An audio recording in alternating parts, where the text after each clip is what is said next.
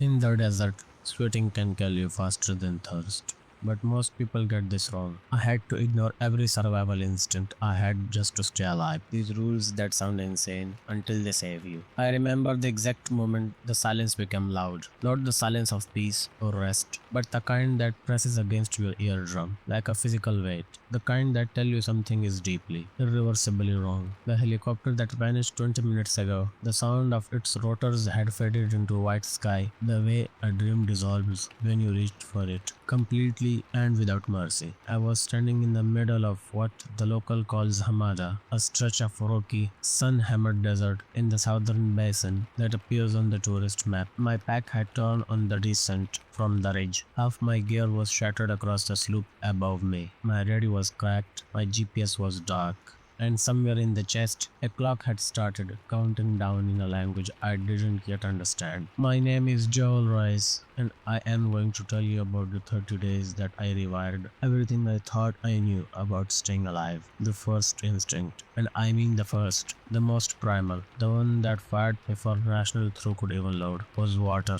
Find water. Every survival course I had ever taken, every YouTube video I had pinged, and night before this expedition, every forum post from men with beard and tactical vests, and believed the same gospel. The human body lasts 3 days without water. 3 days. The number had been burned into me with the certainty of scripture. So when the helicopter disappeared and the thread began to press down like a physical hand on the crown of my skull, my legs started moving. They moved without my permission. They started searching. And that, I could later understand, was almost the last decision my body ever made for me. Here is what no one tells you, because it sounds insane, until you felt the desert pulling the moisture out of your skin, like a sponge being wrung dry. In the kind of heat I was standing in ambient temperatures, climbing past 47 degrees Celsius by mid-morning in the climate scientists now classify as a category 4 arid zone. Movement is not survival. Movement is suicide on a delay. Every step you take rises your core temperature. Every calorie your muscles consume demands water to process. Every bead of sweat that rolls down your spine represents a withdrawal from an account that you cannot afford to drink. And the cruel, devastating irony is that the faster you search for water, the faster you die of dehydration. You are not solving the problem, you are accelerating it. I didn't know that yet, so I walked. I walked for 2 hours across broken rocks and loose sediment, scanning the terrain for the low-lying vegetation that was supposed to indicate a water source. I found nothing. What I found instead was a body temperature that had begun to climb into territory that the human nervous system does not enjoy. My vision developed a shimmer at the edges, that particular heat haze distortion that looks almost beautiful from a car window and feels like a warning shot when it's happening inside your own eyes. My heart rate had elevated beyond what any cardiologist would consider advisable. I was sweating at a rate my body could not sustain. And then I made the second mistake. I sat down in the open, not in shade, in the open, because I was too exhausted to search for shade, and because in that moment the ground felt like relief. The rock beneath me was scorching, radiating heat it had been absorbing since before sunrise. I sat in it like an animal that had given up, and the desert accepted the offering with no expression at all. Within 15 minutes, the ground contact alone had raised my skin temperature by 4 degrees. This is the part of desert survival that the 3-day water rule completely obscures. Your body is not just fighting thirst.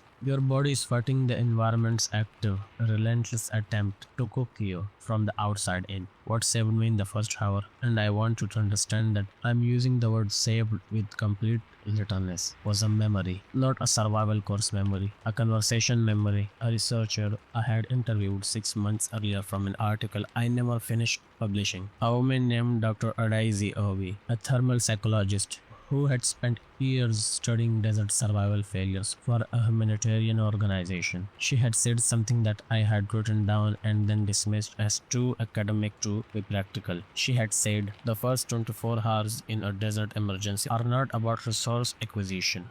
They are about refuse to panic, your own biology. And I not fully understand what she meant when she said it. I understood it completely now. I forced myself upright. My legs argued, and I ignored them. I looked at the terrain with a specific, narrow question. Dr. Obi had suggested, I always ask first. Where is the shade? And how do I get there? Using the fewest possible steps. Not where is the water, not where is the high ground for signaling. Shade, just shade. The most boring, unglamorous, psychologically unsatisfying answer to the question of how to survive a desert. I spotted an overhang of basalt rock 40 meters to my northeast, a natural shelf jutting out from a low ridge, tilted at an angle that put its underside in a deep shadow. During the midday hours, I walked to it slowly, not because I was not calm, but because slow was the only speed the situation could afford. I crawled beneath the overhang and I stopped moving. The temperature in the shadow was 11 degrees cooler than the open ground.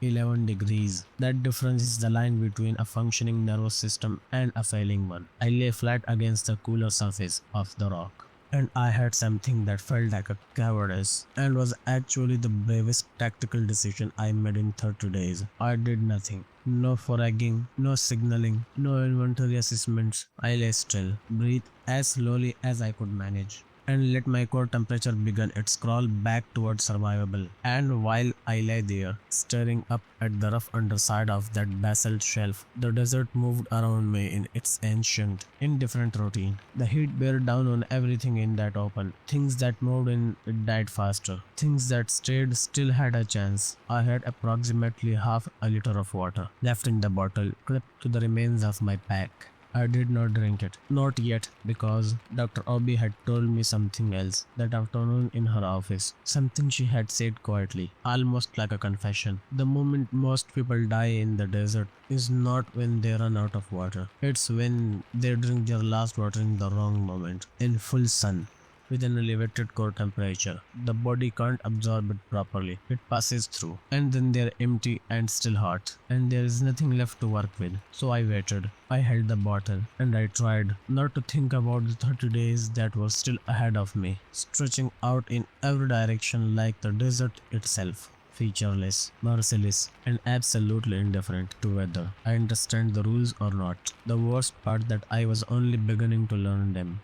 By the time the sun had moved past its highest point and the shadow of basalt overhang had shifted enough to cover my legs fully, I had developed a new and deeply uncomfortable relationship with stillness. Stillness is not a natural human state in a crisis.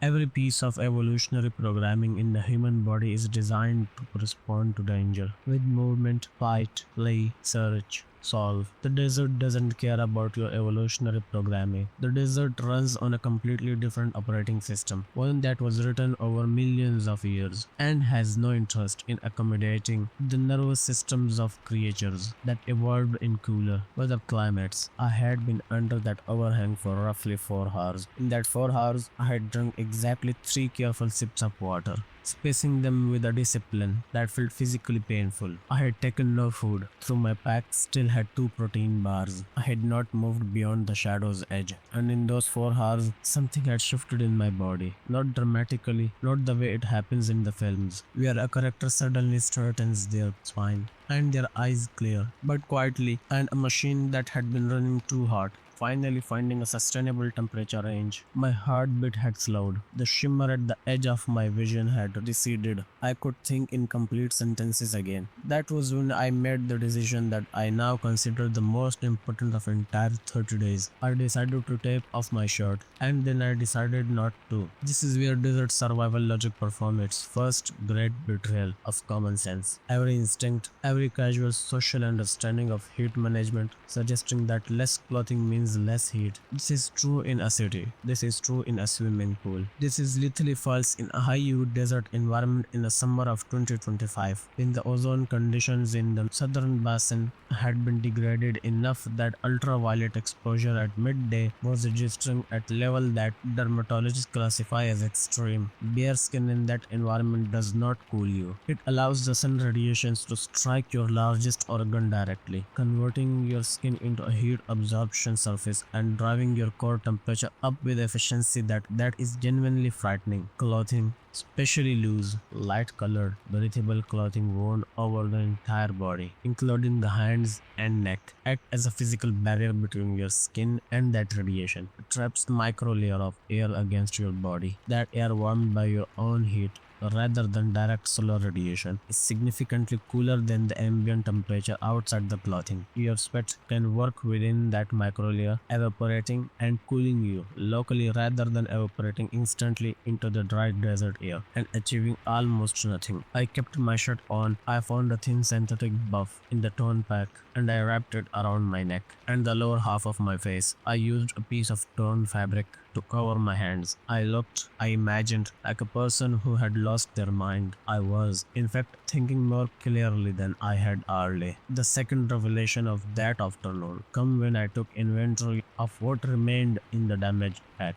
Among the scattered contents that I'd managed to retrieve before abandoning the slope, I had two items that the situation had clearly proven useless in their intended function: a tablet computer and a compact lithium battery. Emergency radio. The radio was cracked. The battery appeared intact. The tablet had survived the fall but was already hard to the touch despite being stored in a mesh pocket. I had read enough about lithium battery behavior in extreme heat to know what was coming. Above 50 degrees Celsius, a temperature that direct desert surface had almost certainly already exceeded. Lithium batteries began a process of thermal expansion that can lead, in extreme cases, to what engineers call thermal runaway, what everyone else calls a fire. I needed to bury them. This is the sand fridge method, and it sounds like a something a person invents in desperation and forget afterward, but Dr. Obi had described it to me with the seriousness of established field science. Sand below the surface maintains a temperature significantly lower than the ambient air above it. Even at the depth of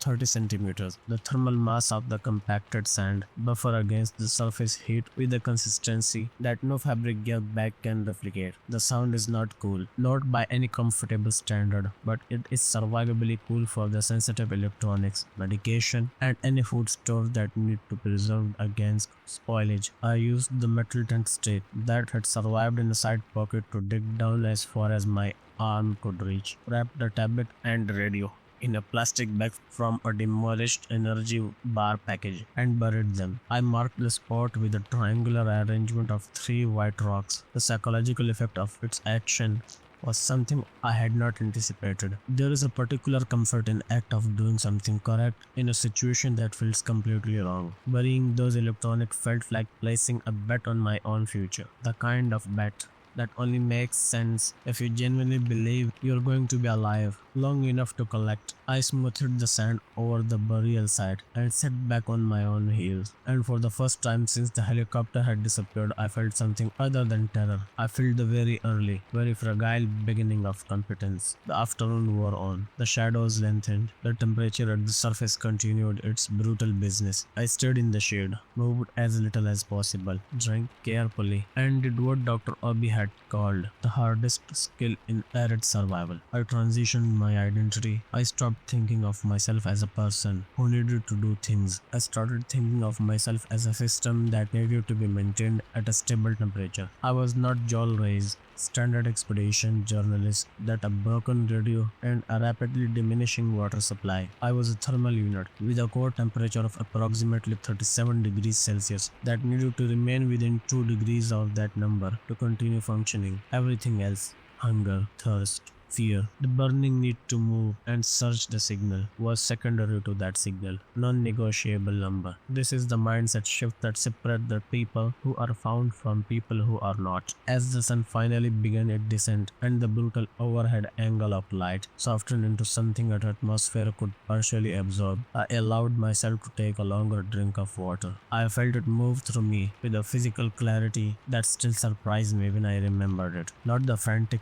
gulping of desperation, but the measured absorption of a system, receiving exactly what it required, at the right moment. I ate half of one protein bar, chewing slowly, forcing my digestive system to work at a pace that wouldn't pull blood flow and water away from where I needed them most. The desert had spent 8 hours trying to kill me through mechanism I hadn't fully understood when the day began. I had tried to get me to move. I had tried to get me to step down. It had tried to get me to panic my biology into burning every resource I had in a frantic pursuit of immediate comfort. I had refused it, barely, imperfectly, with the borrowed wisdom of a researcher I interviewed in an air-conditioned office 6 months ago, but I had refused tomorrow. I told myself I would think about signaling. Tonight, I would simply survive the temperature drop that comes after sunset in a desert, which carries its own set of dangers that no one in the survival forum ever seems to discuss with appropriate urgency. The desert that had tried to cook me all day was about to attempt something different. It was going to try to freeze me instead, and I had no idea yet how badly I had underestimated that particular threat. Nobody tells you about the cold. That's the thing that strikes me now. Looking back as the single most dangerous gap in popular desert survival knowledge, the word desert carries heat in its very sound. Arid, baked, sun-scorched, and so the culture around the desert survival is almost entirely oriented towards managing that heat. But the desert at night is not the same place it was at noon. It is, in the same way, a completely different threat warning. The same landscape when the sun drops and the sky goes clear, and in the Hamada, the sky goes completely, perfectly clear every single night. No clouds, no insulation, nothing between the ground and the cold vacuum of space. The temperature does not gradually ease towards comfortable. It drops like a stone off a cliff. By 3 in the morning on my first night, the ambient temperature had fallen from 47 degrees at peak afternoon to just over 6 degrees at 41 degrees swing in the roughly 9 hours. I had not prepared adequately for this. The fabric I wrapped around my hands and neck for UV protection was thin, synthetic material, excellent at blocking radiation that nearly useless at retaining heat. My core temperature, so carefully managed through the brutal afternoon, began to slip downward with a quick persistence that was, in its own way, just as dangerous as the afternoon attempts to cook me. Shivering began. Shivering is the body's emergency heating mechanism, muscular contractions, generating warmth, and it costs calories and water and energy that I could not afford to spend. I had to make a fire. This was the decision point that everything had been building toward, because fire in a desert is not simply a matter of warmth. Fire is the most powerful signaling tool available to a standard person. Fire visible from the air, from a distance, from a search drone or a satellite camera, is the difference between being found and being another desert statistic. I had collected a small amount of fuel during the last hour of daylight. Dead scrub brush, dried lignite fragments from the rock face, a few pieces of splintered wood from a long dead root system exposed by erosion, dry fuel, all of it. The kind of fuel every survival manual on the internet would tell you to prioritize. I did not use it for the signal fire. I used it for warmth only. Kept small, kept controlled, positioned in the deepest shadow of the overhang, where its light would not be visible from above. For the signal fire, I needed something different, and this is the rule that when I've told it to people since returning, it's the most pushback, the most disbelief, the most instinctive resistance for a desert signal fire in 2025. You do not want dry fuel. You want green vegetation, wet, alive, moisture heavy, green plants that any traditional survival manual would tell you are useless for fire making, and you want them specially because they are moisture heavy. Here is why. The desert was a visible problem that the most survival guides were writing before. They needed to account for. The air over the hot desert during the daylight hours is not clear. It is layered with heat shimmer and particulate matter and dust haze that effectively render flames nearly invisible from above at altitude. A clean, hot, well-fueled dry wood fire produces transparent, colorless combustion gas and a small, bright flame. That flame viewed from a search aircraft at 1,000 meters of altitude, looking down through desert haze, is nearly invisible to distinguish from the ambient heat signatures of the terrain itself. You become invisible at the exact moment you are most trying to be seen. Green vegetation burns insufficiently and at a lower temperature, and it produces thick, dense, opaque smoke. The moisture content of the living plant material converts to steam and particulate in a combustion, generating a smoke column that is the white to pale grey, highly visible against both the thin desert floor and the blue sky above it, and dense enough to cut through heat shimmer that obscures clean flames. White smoke in a desert is an anomaly. Anomalies attract attention. Attention is what keeps you alive.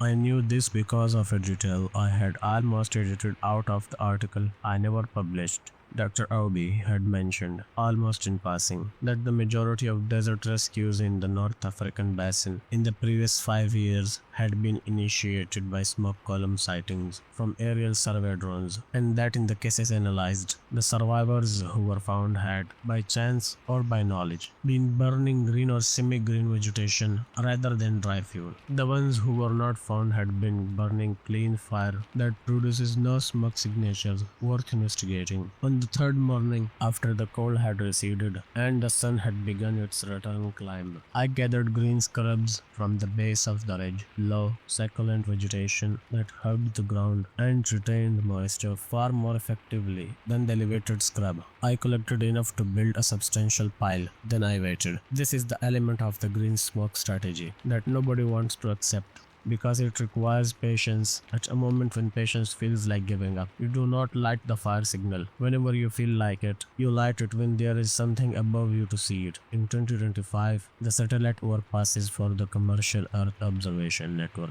run on publicly available schedules. I didn't have my phone, but I had committed certain intervals to memory from trip preparations, research, early morning passes around 6:40 and 7:15 from the primary constellations, midday passes in the 11 to 1 window, at afternoon cluster around 3:30. Beyond satellites, the search drone patrols pattern in the southern basin operated, based on that briefing I had received before this expedition, in morning and late afternoon windows, avoiding the peak heat hours when air density affect drone performance. I lit the signal fire at 6:32 in the morning of day 3. Green scrub over a small dry wood starter flame, built in the most open, exposed position I could find while remaining within shadow reach. The smoke rose beautifully, white and thick, and completely inconspicuous against the tan desert floor and the clear morning sky. It rose vertically in the still pre-wind morning air, a column visible. I steamed for several kilometers. Nothing came, no aircraft,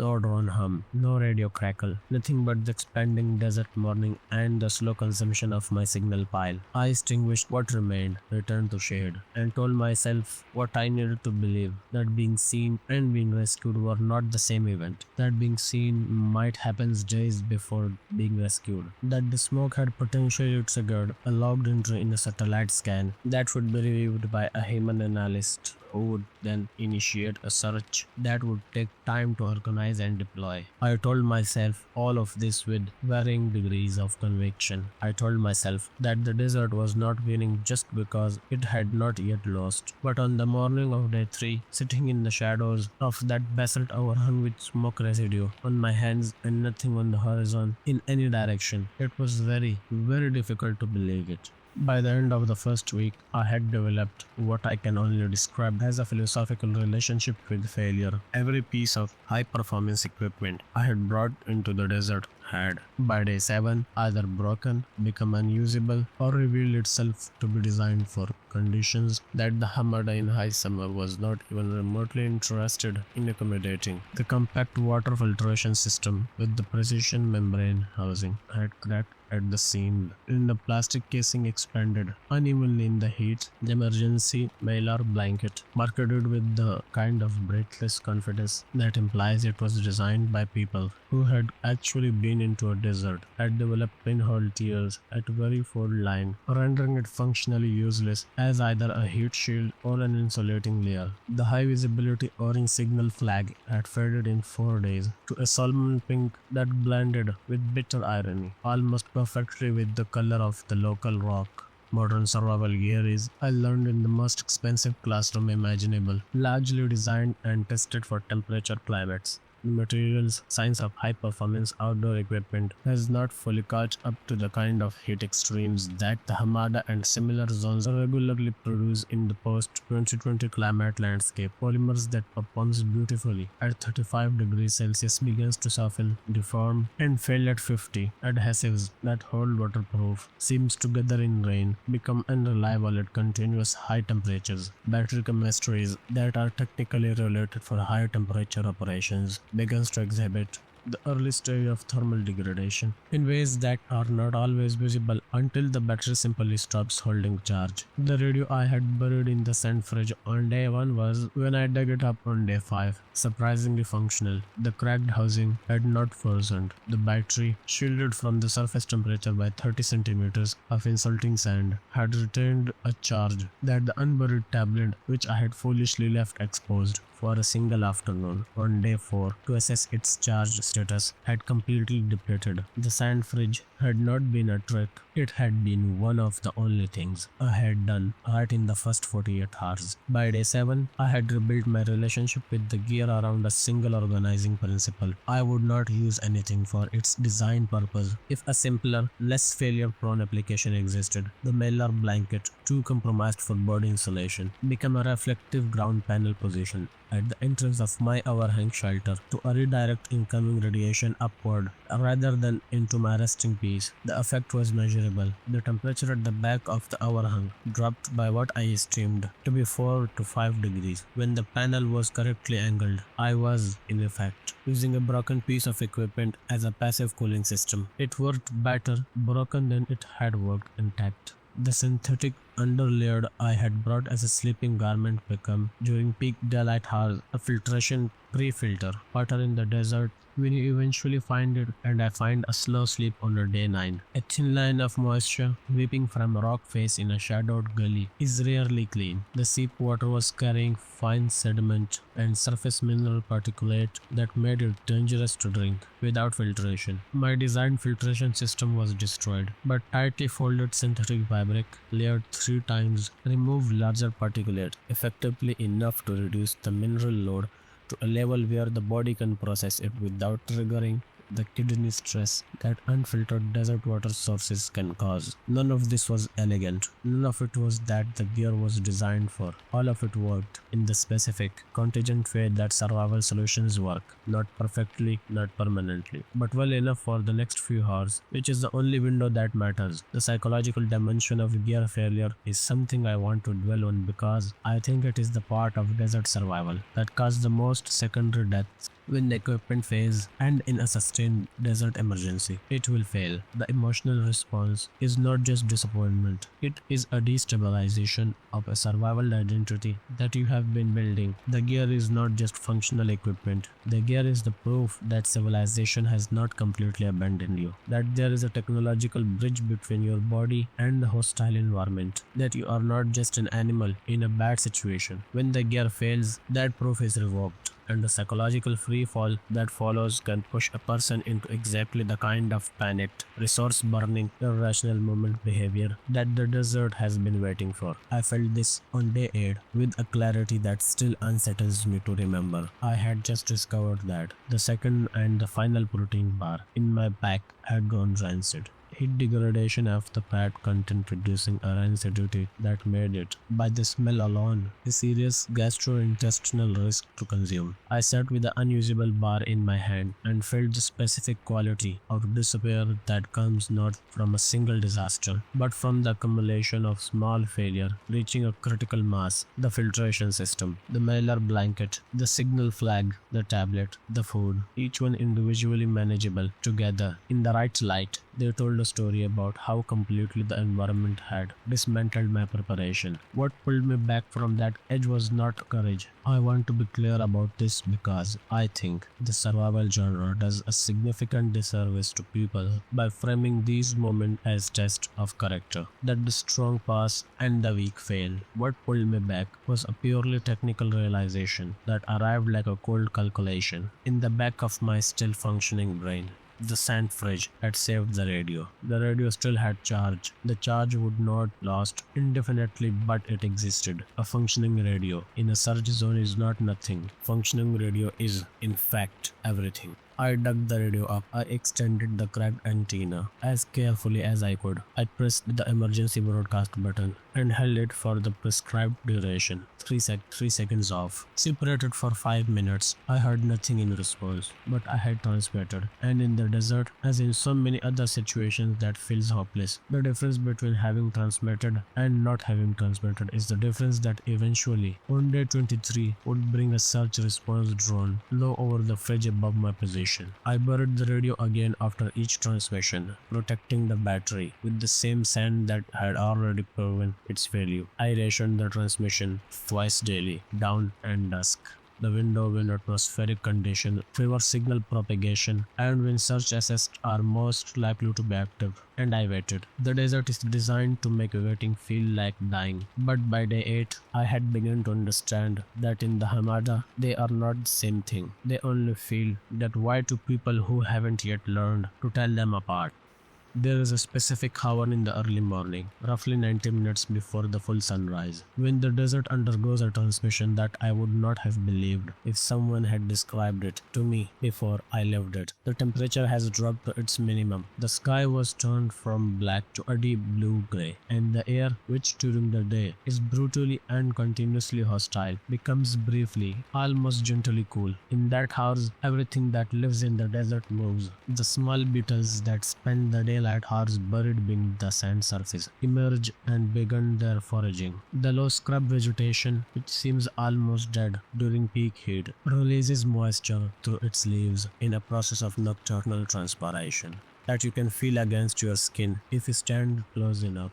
The rock faces that spent all day radiating stored heat began to release the last of it in a slow exhale, and the resulting temperature differential draw thin veins of air movement along the ground, not quite wind, but something like breath. By the day 14, I had restructured my entire existence around that house and its surrounding darkness. I slept from noon to roughly 8 in the evening, the hottest and the most lethal hours of the day. Using the shade of the overhang and the sand fridge cooled cloth I packed around my resting position to maintain a survivable body temperature while conscious. I woke at the beginning of the nighttime cool, moved carefully and deliberately, performed any necessary physical tasks, collecting moisture on the seat, repositioning the reflective panel, gathering green vegetation for a signal fire, conducting my radio transmission sequences, and then settled into a state of a calm wakefulness as the pre-dawn coolness arrived. This is what Dr. Obi had called diurnal dormancy and nocturnal activity cycling, and she had described it to me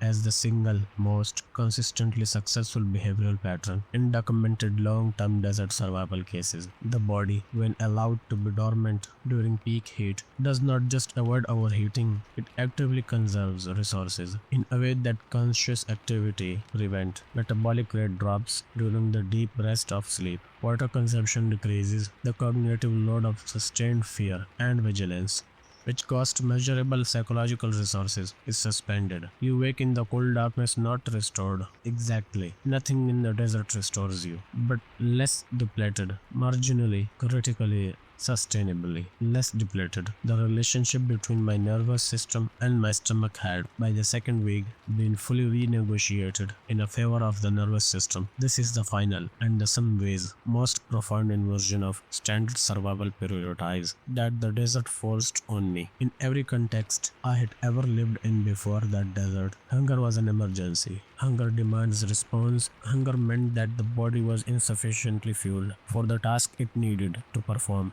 But in the Hamada, with limited food stores and limited ability to acquire more, hunger was simply a state to be managed rather than resolved. The nervous system, specifically the maintenance of cognitive function, of decision-making capacity, of the ability to remain calm and analytical under sustained stress, required not food but stability, thermal stability, hydration stability, sleep stability. A person who is mentally intact and moderately hungry makes better decisions than a person who is well fed and cognitively impaired by the heat stress. Better decisions are the resources that matters most. I want to tell you about day 23 because it is the day that everything in this account converges, and because it happened in a way that I still find almost incomprehensible. I had performed my dawn radio transmission at approximately 5:40 in the morning, the same as every morning for the previous 2 weeks. I had heard nothing in response. As usual, I had buried the radio. As usual, I had settled into my morning rest position as the temperature began its climb, and I had achieved the beginning of sleep when I heard a sound that my unconscious mind flagged as anomalous before. I was fully awake to process it. A highly pitched, asymmetric hum. Not wind, not an insect. A small electric motor operating at altitude. I was outside the shadow of the overhang before I had completed a conscious thought about it. The drone was approximately 200 meters above the ridge to my northeast, moving in a search pattern, the specific grid walking back and forth. Movement of a symmetrical aerial survey rather than a transit flight. It was a survey drone. It was looking for something. I lit the green smoke signal pile I had kept prepared at the open exposure point. For 17 days, the vegetation was older and drier than ideal. I had been refreshing it as best I could, but in the second half of the survival period, the seep had reduced to most nothing, and finding genuinely moisture heavy green material had become increasingly difficult. The smoke that rose was imperfect, more grey than white, thinner than I would have liked, but it rose. It was an anomaly. In the Hamada in the early morning, a smoke column is an anomaly with no natural explanation. The drone paused its grid pattern. It paused. The camera gimbaled at its underside rotated, and then the drone descended 200 meters, held positions directly over my smoke column, and began to circle. It took 11 more hours for the extraction team to reach me. I know this because I counted them, lying in the shades of the overhang, in a state that was beyond fear and beyond relief, and resting somewhere in the deep, quiet territory of simple continuation. I was alive. I was going to remain alive. These were the only facts that mattered, and they were sufficient. When the team arrived, 4 people in a specialized desert rescue vehicle with a medical kit and 8 liters of water, and a quality I had forgotten existed in human expressions, which is the specific look of relief on someone else's face when they find you alive. The team leader asked me the question that I have since been asked by everyone who has heard this story. She asked, "How did you last 30 days? What did you do?" And I told her what I am telling you now. I told her about staying still when every instinct said move. I told her about keeping my clothes on when the heat said strip. I told her about burning green wood when the manual said dry.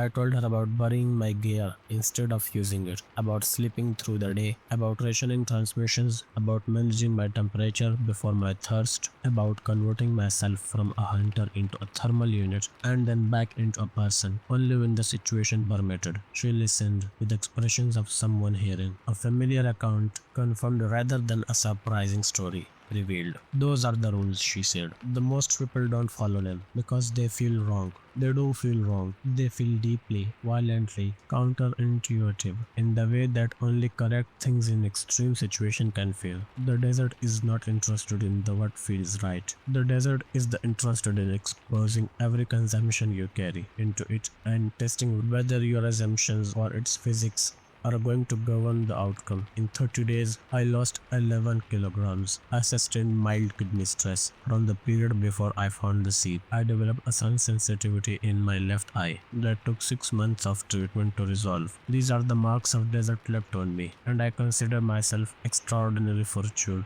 that they are this small. What I brought out of the desert beyond my life was a fundamental revision of the question I had been asking myself since the helicopter disappeared. The question I had been asking was, how do I survive this? The question the desert required was different. It required, how do I stop fighting the physics of this place and start cooperating with them? The answer, always and only, was logic. Not the intuitive logic of comfort and instinct, but the cold, elegant, counterintuitive logic of a system operating in extreme conditions. The logic that says shade is more important than water in the first hours. The logic that says green wood makes a better signal than the dry wood. The logic that says buried gear will outlast your exposed gear. The logic that says doing nothing visible is sometimes the most active survival decision available to you. In the desert, looking like a failure, laying still, avoiding the open, refusing to chase water or signal constantly or exhaust yourself with action is not weakness. It is ultimate expression of expertise. The people who look most competent in a desert emergency are frequently the ones who are dying the fastest. The one who survives is often the one sitting quietly in the best shade, managing their temperature, waiting with patience that has been stripped of all drama for the single right moment to act. I stayed out, I followed logic that felt insane until it didn't. And 30 days after the helicopter disappeared into the white sky above the Hamada, I came home. The desert is still out there. It is larger than it was 10 years ago. It is hotter than it was when the survival manual were written. And it is still absolutely, serenely indifferent to whether you understand its rules or not. Now you do understand.